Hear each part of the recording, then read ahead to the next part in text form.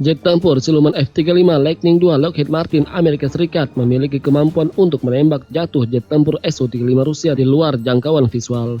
Tetapi pesawat canggih Amerika itu direkomendasikan untuk bergegas pergi jika berdekatan dengan pesawat Moskow tersebut. Perwira NATO Konstantinos Zikidis membenarkan hal itu dan mengatakan rekomendasi itu memang sesuai tujuan dari perancangan F-35, yakni dibuat bukan untuk pertempuran udara jarak dekat atau dogfight. Pakar militer dan pilot taktis selama ini mencoba menganalisis situasi di mana kedua pesawat itu bertemu. Siapa yang akan mendapat keuntungan dari yang lain? Dengan apa dan bagaimana pertempuran seperti itu akan berakhir? Menurut analisis media pertahanan Bulgarian Military, fakta bahwa F-35 adalah pesawat serang karena tujuannya bukan untuk melawan pesawat musuh, tetapi untuk melakukan serangan udara ke target darat menggunakan rudal udara ke permukaan. Dengan penjelasan itu, ada beberapa kemungkinan yang terjadi jika F-35 bertempur dengan Su-35 Flanker E. Yang pertama, pertempuran di luar jangkauan visual.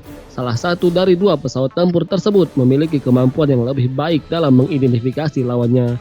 Sekedar diketahui, F-35 dilengkapi dengan sensor yang sangat canggih yang menawarkan kesadaran medan perang yang luar biasa. Secara sederhana, ini berarti bahwa F-35 akan melihat Su-35 jauh lebih awal dan pada jarak yang lebih jauh daripada kemampuan pesawat tempur Rusia melawan musuh Amerikanya. Dalam situasi seperti ini, F-35 dapat menembakkan rudal udara ke udaranya dan dapat menghancurkan Su-35 tanpa pilot Rusia tahu siapa yang menghantamnya dan dari mana. Mengapa demikian? Semuanya bermuara pada dua radar dari kedua jet tempur. Menurut analis tersebut, radar F-35 sangat bagus dalam pencarian, sedangkan Flanker E sangat buruk dalam pencarian karena jangkauannya. Radar Irbis E PESA pada Su-35 seharusnya dapat mengidentifikasi target yang berjarak 200 km. Namun dalam proses pencarian, radar mengurangi jangkauannya menjadi sekitar 95 km, lebih dari 50% pengurangan efisiensi radar. Ini karena Irbis E dirancang untuk mencari target dengan penampang radar atau RCS seluas 3 meter persegi. Namun, pesawat tempur dalam beberapa tahun terakhir telah dirancang dengan penampang yang lebih kecil, sekitar 1 meter persegi. Dan jika demikian, maka Su-35 dapat mengidentifikasi F-35 hanya pada jarak 45 km. Karena F-35 memiliki penampang radar yang unik, yaitu 0,01 meter persegi. Terlambat bagi pilot Su-35 jika dia selamat dari rudal udara ke udara yang sudah lama ditembakkan dari pilot F-35. F-35 seharusnya mendeteksi Su-35 pada jarak 150 km dan sudah cukup jelas bagi pilot F-35 untuk meluncurkan misilnya. Tapi Su-35 memiliki kemampuan manuver dan penanggulangan yang sangat baik. Ada laporan bahwa beberapa Su-35 Rusia bahkan dilengkapi dengan penerima peringatan dini terhadap radar rudal AM-120 AMRAAM. Su-35 juga memiliki jammer pintar untuk gangguan umpan dan bahkan mungkin umpan yang ditarik, membuat Su-35 dapat menghindari rudal yang diluncurkan musuh.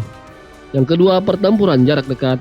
Jika F-35 dirancang untuk bertempur di luar jangkauan visual, maka Su-35 dirancang untuk bertempur dalam jangkauan visual. Seringkali meskipun ini adalah praktik Rusia, Su-35 menembakkan dua rudal dalam beberapa detik, satu dengan radar aktif diikuti yang kedua dengan penargetan inframerah. Ini pasti bisa memperburuk situasi F-35 ketika kedua pesawat sudah dekat. Ada satu fakta lagi yang penting, yakni F-35 melewatkan tembakan rudal udara ke udara pertama dan memutuskan untuk berbelok. Itu menjadikannya target yang lebih besar bagi pilot Rusia. Mengapa? Karena di bagian belakang penampang radar F-35 tidak lagi 0,01 meter persegi, tetapi berkali-kali lebih besar. Ini berarti bahwa Irbis T Su-35 memiliki kesadaran yang lebih baik tentang feeder apa yang ada di depannya dan sekarang dapat menguncinya dengan radar.